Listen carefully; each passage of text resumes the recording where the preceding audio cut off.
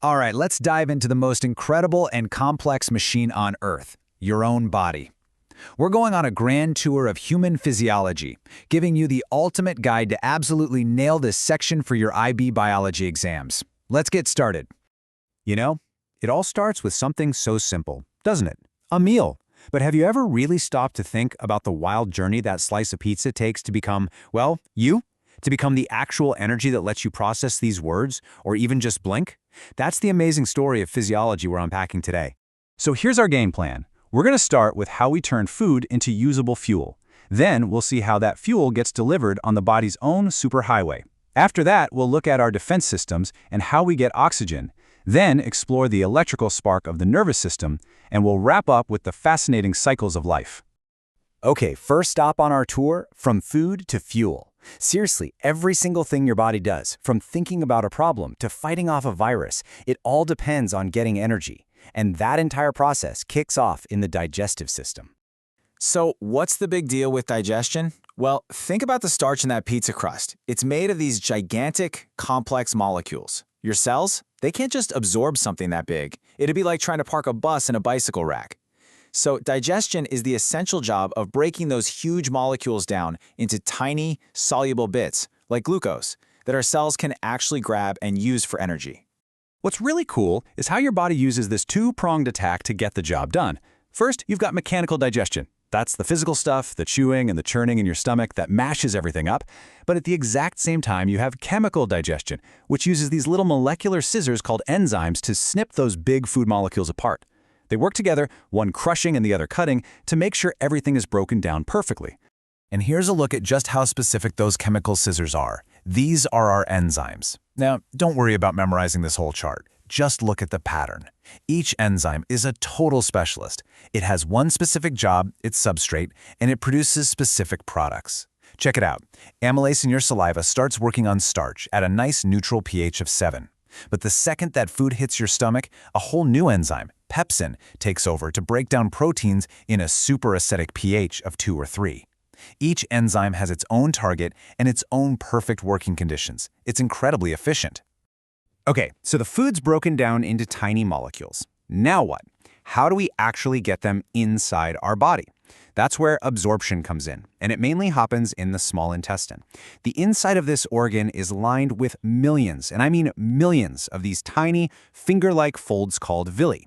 They create a massive surface area, kind of like the difference between a flat sheet and a fluffy towel, all to make sure we can soak up every last bit of useful nutrient. Right, so the nutrients are absorbed, but how do they get from your intestines to a muscle cell in your arm or a neuron in your brain? You need a delivery network. So let's hit the road on the body's superhighway, the blood system.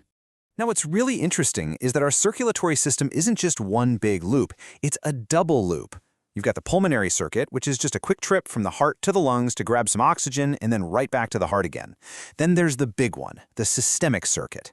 This is the massive network that takes that fresh, oxygen-rich blood and delivers it to every other cell in your entire body. And this beautiful, four-chambered pump is the engine that drives it all. Let's follow the blood for a second. Deoxygenated blood coming back from the body flows into the right atrium. It's then passed to the right ventricle, which pumps it off to the lungs. Once it's picked up oxygen, it comes back to the left atrium, then moves into the super powerful left ventricle, which gives it a mighty squeeze and sends it out through the aorta to the rest of the body. It's an incredibly elegant and efficient loop. And here is a truly wild fact about your heart. It can beat all by itself. The muscle is what we call myogenic. This means a special little patch of cells called the sinoatrial node, or SA node, acts as a natural pacemaker. It generates its own electrical rhythm. Now just think about why that's so important for survival. It means your heart keeps beating, keeps pumping, no matter what. It's a built-in failsafe for the most critical pump you have. So, our superhighway is busy delivering fuel and nutrients, but it also has to transport oxygen and fight off any nasty invaders that try to hijack the system.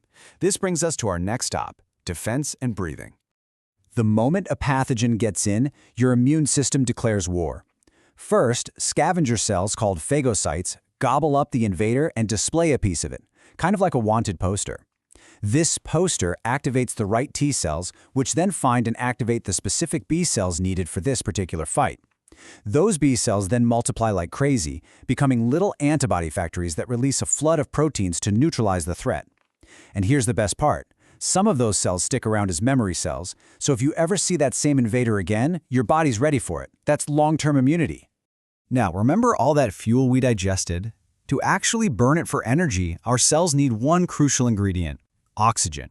That is the entire point of breathing. And the place where oxygen gets into the blood and carbon dioxide gets out, it happens deep inside your lungs, in millions of these tiny, delicate air sacs called alveoli. So how does air get into those alveoli in the first place? It's all about creating pressure changes. It's simple physics, really. To inhale, your diaphragm contracts and flattens, and your rib muscles contract, pulling your chest up and out. This makes the space inside your chest bigger, which causes the pressure to drop, and air just rushes in to fill the space. To exhale, those muscles just relax. This space gets smaller, the pressure goes up, and air is pushed out. It's a beautiful, elegant mechanical process. Okay, so we've got fuel, we've got oxygen, and we've got defenses. But how is this whole complicated operation coordinated? How does your brain tell your muscles what to do in a split second? For that, we need to look at the body's wiring, the nervous system's spark. This right here is the language of your nervous system. It's called an action potential, and it's basically a nerve impulse. So a neuron is just sitting there at its resting state until a stimulus comes along and pushes it past a certain threshold. And then, bam, a massive rapid spike in voltage called depolarization happens as charged ions flood into the cell. It's immediately followed by repolarization, where the voltage drops back down. This traveling wave of electricity is the message, zipping down the neuron at incredible speeds. But here's the catch. Neurons don't actually touch each other. There's a microscopic gap between them called a synapse. So how does the message get across? When that electrical signal hits the end of one neuron, it triggers the release of chemical messengers called neurotransmitters. These little chemicals float across the gap, bind to receptors on the next neuron, and kick off a brand new action potential. So the message seamlessly goes from electrical to chemical and back to electrical again. All right, for our final chapter, we're zooming out. We've looked at the systems that keep one person going. Now let's look at the process that creates a whole new person. We're going to explore the amazing hormonal symphony of human reproduction. At first glance, this diagram looks pretty complicated, I know, but it's actually telling one interconnected story. Up top, you see the egg developing inside the ovary. Right below that, you can track the rising and falling levels of 4 key hormones. And at the very bottom, you see what's happening to the lining of the uterus as a result. Everything is linked. The key is to see this as a chain reaction of hormonal signals. It starts with FSH, which tells a follicle in the ovary to start growing. As that follicle grows, it releases estrogen, which tells the uterus to build up its lining. Then, that peak in estrogen causes a huge surge in another hormone, LH. And that LH surge is the direct trigger for ovulation, the release of the egg. Finally, the leftover follicle pumps out progesterone to keep the uterus ready for a potential pregnancy. It's just a masterful feedback loop where each step triggers the next. And understanding this incredible hormonal dance isn't just for exams. It has led to amazing medical breakthroughs like IVF. With in vitro fertilization, doctors can essentially take the controls of this cycle. They use drugs to pause the natural rhythm, then inject FSH to encourage lots of follicles to develop at once. They can then harvest those eggs, fertilize them in a lab, and place a healthy embryo back in the uterus. It's a direct application of everything we just talked about. And that's our tour.